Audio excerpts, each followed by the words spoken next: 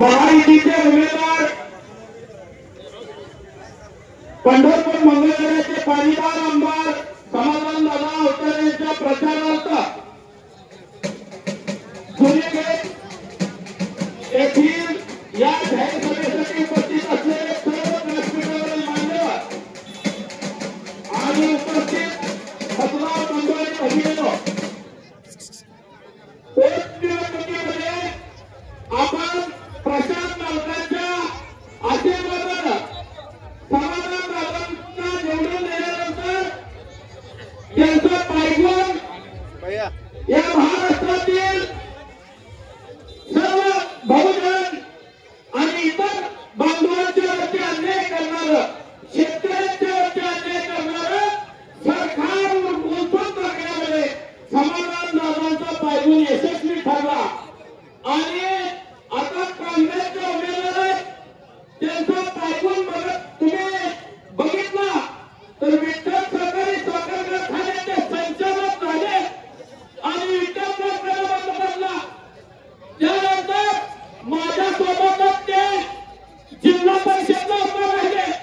एक दोन जागा जिल्हा परिषदेला विठ्ठल परिवाराचे यश हा गडी उभा राहिला सुद्धा 6 विठ्ठल परिवाराचा परवा ते तेलंगणामध्ये 2-3 पंचवार्षिक अगदी चांगलं चाललेलं सरकार केसीआरचा हा गडी बीआरएस मध्ये गेला। त्या केसीआरचं सरकार बी गेलं, ती विचार करून नाही पडलं, त्याचा पाय मारला म्हणजे असा अपशकुनी गेली। आणि आता समोर येऊन पोटनिवडणुकीनंतर हा उभारला धूमकेतू सारखा कधी लोकसभेच्या निवडणुकीत आणि त्यानंतर आता ह्याच निवडणुकीत उभवला।